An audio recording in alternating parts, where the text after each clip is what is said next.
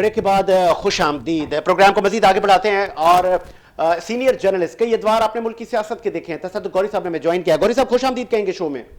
जी जी गौरी साहब एक और दिलखरीश वाकया हमें देखने को मिला कि डॉक्टर परवीन रिंद साहिबा रो रो के बिलक बिलक के फरियाद कर रही हैं ऐवानों से और हुक्काम बाला से कि हम खुदकुशियां नहीं करती, हमें मजबूर किया जाता है। तो ये तालीमी इदारे और हुकूमती बेहसी कसूरवार कौन सर? तीसरा इक़्तिदार, तीसरा दौर है पाकिस्तान पीपल्स पार्टी का। आपने कई अदवार कवर किए हैं। तो ये बेनजीर साहिबा जिस तरह खवातीन की आवाज बना करती थी, तो अब उसी की पार्टी सिंध में तीसरी बार साहिब इक़्तिदार है। 13 साल से वो बैठे हैं।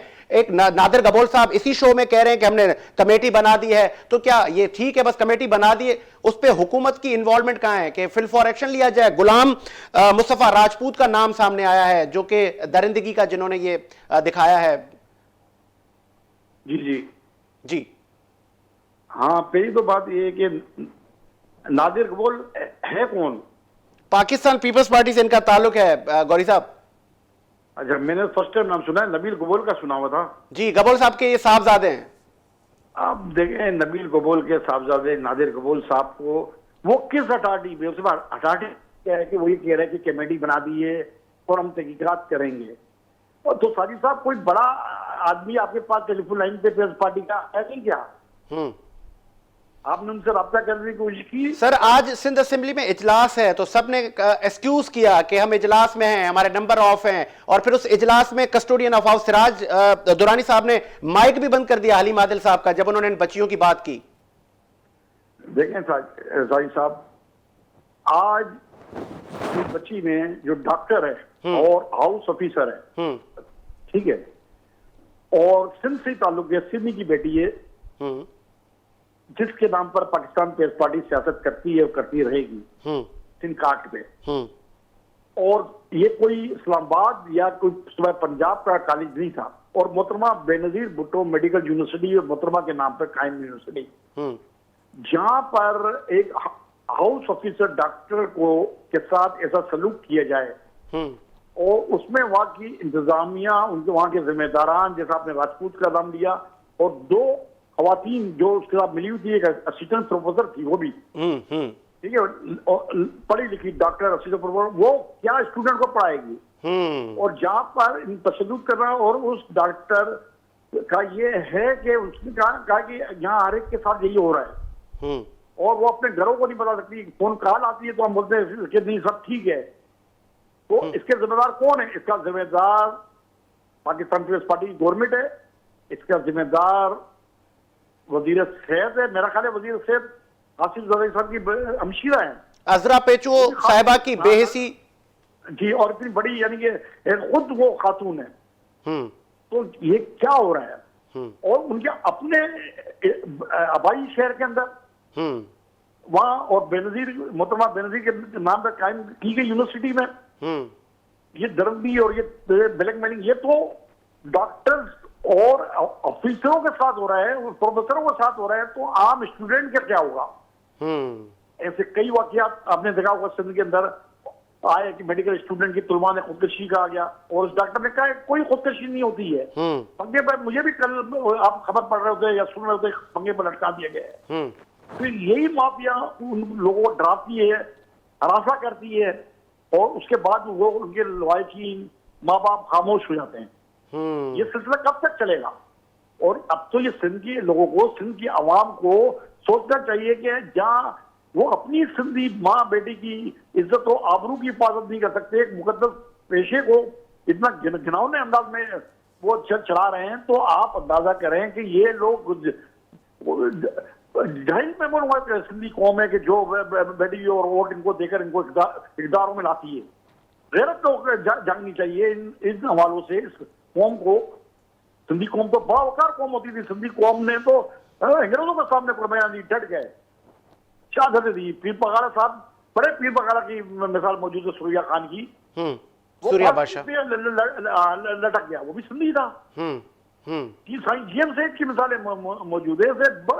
रसूल पलीजो हो गया, फाजिल राव हो गया, ये कौन से सिंधी हैं कि, और उनके अपने आबाई गांव में, आबाई शहर में, और और बिलावल जरदारी साहब जो चेयरमैन है पाकिस्तान पीपल्स पार्टी की, जिनकी हुकूमत है, उनकी वालदा के मोहतरमा के नाम पे मेडिकल यूनिवर्सिटी कायम है, उसमें ये हरकत हो रही है। तो और फिर भी बेहिसी है, ये बेहिसी क्यों है? क्यों ये, क्या ये डायरेक्टर इनके कोई अपने, वो कहते हैं ना, मामू का बेटा है, गुलाम मुस्तफा राजपूत? माफिया है ये। तो मैं चाहता हूँ कि अगर ये लोग एक्शन नहीं ले रहे हैं, वहां की आवाम को अंदर घुस जाना चाहिए उस यूनिवर्सिटी के, और जिम्मेदारान को खुद रोड पे लेकर आए और उसका असर वो करें कि दुनिया देखे। ठीक है, बहुत शुक्रिया तसद्दुक़ गौरी साहब, बहुत शुक्रिया, आपने अपना मौक़िफ़ दिया। डॉक्टर साहिबा, मजीद मैं चाहूंगा कि इसको आगे बढ़ाएं, फिर हम बात करते हैं women and girls and science day को। अब आप मुझे बताएं कि ख़वातीन की कितनी जिम्मेदारी है, वो क्या करें? लेट्स सपोज अगर उनको हिरासा किया जाता है, वो फिल फॉर उस पर एक्शन लें, जैसे आपने कहा कि परवीन साहिबा चलें आई तो किसी प्लेटफॉर्म पे। अभी हम एक हमारा फोरम है जिसमें हम लीडिंग वुमेन को प्रमोट कर रहे हैं। हम ये चाहते हैं कि इंटरनेशनल फोरम पे जो ख़वातीन हैं जो कुछ कर रही हैं उनको प्रोजेक्शन किया जाए। हमने एक अदर साइड पे बेड़ा उठाया है कि जी जो आम सी ख़वातीन हैं बट बहुत ख़ास हैं, तो इसी फोरम से, विनस से, हम उनकी स्टोरीज डिपिक्ट कर रहे हैं। अच्छा, जब मैं स्टडी करती हूँ, मैंने देखा और मैं ये जानना चाह रही थी कि सिंध की सूरत हाल क्या है। इस बात पे मैं सिंध गवर्नमेंट को जिम्मेदार ठहराती हूँ। मतलब परवीन साहिबा के केसेस तो बहुत उससे हैं, और इंशाल्लाह जब आपके फोरम से और दूसरे फोरम से ये बात होगी तो कोई ना कोई इसका हल, क्योंकि लेजिस्लेशंस मौजूद हैं, तो आई एम वेरी पॉजिटिव कि इसका हल निकलेगा, होगा। और बहुत मुश्किल हल नहीं है। अगर बिलावल साहब चाहें, कायदे कानून मौजूद हैं, तरीका मौजूद है, ज़ीरो टॉलरेंस की बात की गई है, तो ये सेकंडों का, मिनटों का फैसला है, वो हो जाएगा और होना चाहिए। तो मैं वेरी पॉजिटिव हूँ। अच्छा, अब मैं बात करती हूँ जिसकी Sindh government is very responsible for. Sindh में तकरीबन 39% बच्चे जो हैं, बच्चियाँ जो हैं, वो आउट ऑफ स्कूल हैं। अच्छा, फिर मैंने कुछ लोगों के साथ, कल हमारा एक प्रोग्राम था, विनस ने उसको बहुत अच्छा कवर किया। जब हम ये डिस्कशन कर रहे थे कि पढ़ी लिखी ख़वातीन को और ज़्यादा प्रमोशन किया जाए और एक चेन बनाई जाए स्कूल से लेके कॉलेजेस और फिर यूनिवर्सिटी और फिर हम लोग, ताकि एक अच्छा माशरा डेवलप किया जाए और एक अच्छा चीज़ों को अच्छा, मेरा जो शायद पहली दफ़ा मेरा ख्याल है कराची में, इस्लामाबाद का मुझे ज़्यादा पता नहीं है, कि हम 8 मार्च तो बहुत प्राउडली सेलिब्रेट करते हैं हर जगह, कभी किसी ने 11 फरवरी का जिक्र नहीं सुना होगा। और ये 2015 से ये चीज़ें चल रही हैं और ये दिन मनाया जा रहा है, और उसकी वजह यह है कि साइंस का कोई अहमियत नहीं है, पढ़ाई की हमारे यहाँ कोई अहमियत नहीं, ख़ासतौर से सिंध में। और ये मैं वसूख के साथ कहती हूँ क्योंकि ये डेटा मौजूद है, और जिस चीज़ का डेटा है उसको कहने में कोई बुराई नहीं है।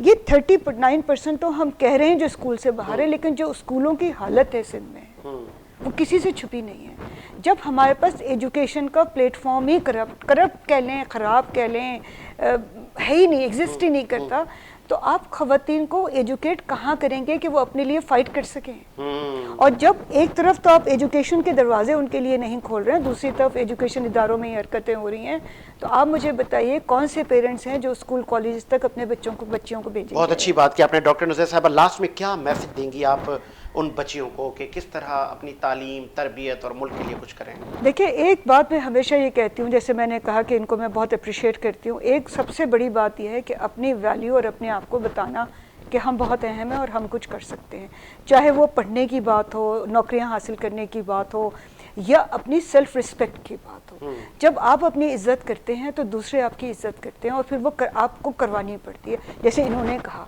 और मैंने आपको बताया कि जी कुछ ज़्यादा रॉकेट साइंस नहीं है, लेजिस्लेशन फैसला होना चाहिए, सिंपल, 2 लफ्ज़ों में।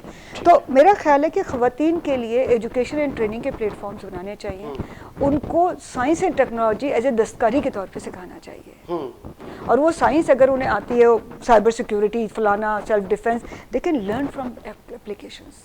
तो स्कूल कॉलेजेस अगर स्कूल तक वो नहीं आ सकती तो उनके घर स्कूल पहुंचा दीजिए। ये मेरा सिंध गवर्नमेंट से मुतालबा भी है, रिक्वेस्ट भी है, नाराज़गी भी है कि इन पे क्यों नहीं काम करते, सिंध के स्कूलों को ख़ासतौर से लड़कियों के लिए बेहतर क्यों नहीं बनाते, वो मौके क्यों नहीं देते कि वो लड़कियां खुद अपनी हिफाजत कर सकें और आगे आएँ और एक नेशनल इकॉनमी का हिस्सा बने। ठीक है, ये डॉक्टर नुज़ैर साहबा ने भी अपना मौक़िफ़ पेश किया, और chairman Pakistan Peoples Party Bilawal Bhutto Zardari से लेकर CM सिंध मुराद अली शाह और पाकिस्तान पीपल्स पार्टी की काबीना के लिए ये लम्हा फ़िक्रिया है कि आपके अपने ही सूबे में और फिर आपके अपने नवाबशाह में जहां पर फिर वो बेनज़ीर भुट्टो यूनिवर्सिटी, और वहां पर भी इस तरह के मामला देखने को मिले, कभी चाणका हॉस्पिटल लाड़काना, तो कभी मेहरान यूनिवर्सिटी हैदराबाद। आप लोग क्या कर रहे हैं? आप लोग तो ख़वातीन को पावरफुल बनाने की बात करते हैं, आप तो कहते हैं कि हमने ऐवानों तक पहुंचा दिया खातून को। आपने पहली खातून स्पीकर भी मुंतखब करवाई और बेनज़ीर साहिबा पहली मुस्लिम उम्मा की वज़ीर आज़म भी बनी। तो आप लोगों पर ज़्यादा जिम्मेदारी है, आप लोग रिस्पॉन्सिबल हैं इसकी रोकथाम के लिए। आपने कानून साजी की, इम्प्लीमेंट करवाएं और जो काली भेड़ें हैं उनको कैफरे किरदार तक पहुँचाया जाए ताकि हवा की बच्ची, हवा की बेटी महफूज रह सके। इसी उम्मीद के साथ कि मेरा मुल्क शादो आबाद रहे। साजिद हुसैन को इजाज़त दीजिए, मुलाकात होगी नए प्रोग्राम के साथ। अल्लाह हाफ़िज़।